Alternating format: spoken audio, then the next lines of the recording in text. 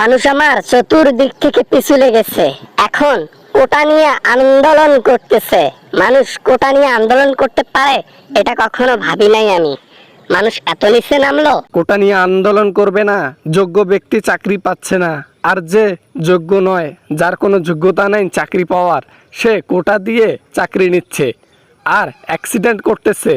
যে কাজে যার অভিজ্ঞতা সে কাজে তাকে নিয়োগ না করাতে বাংলাদেশের সম্পত্তি নষ্ট হচ্ছে, বেতন তাকে বসে বসে দেওয়াই হচ্ছে। যোগ্য ব্যক্তিরাই চাকরি পাচ্ছে, লেখাপড়া করে যারা চাকরি তো করে তারা।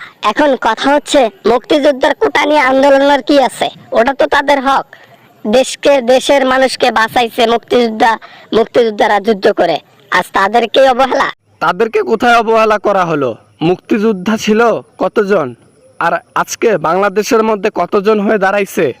যদি মুক্তিযোদ্ধা জেনুয়েল যোদ্ধা হয়ে থাকে তাহলে হবে হয়তো মাত্র 40,000 জন, কিন্তু আজকে 2 লাখ প্লাস। কোত্থেকে আসলো? তারা যুদ্ধ করেছে বিধায় তো নামটা পেয়েছি বিধায় তো আজকে 20,000 করে টাকা দিচ্ছি প্রতি মাসে ভাতা। এখন এটা কি তাদের পাওয়ার কি যোগ্য না? তাদের জন্যই তো আজকে আমরা মুখ দেখলাম দুনিয়ার। ওরা না থাকলে তো পারতাম না মুখ দেখতে, মারা যাইতাম সবাই।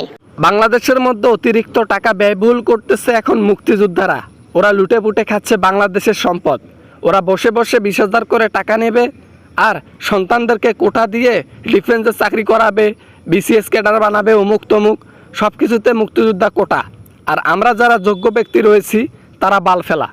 আমি কি বলছি তোমরা বালফালা? তোমরা যদি যোগ্য ব্যক্তি হও তাহলে বিভিন্ন জবের মধ্যে ইন্টারভিউ দাও, চাকরি নাও।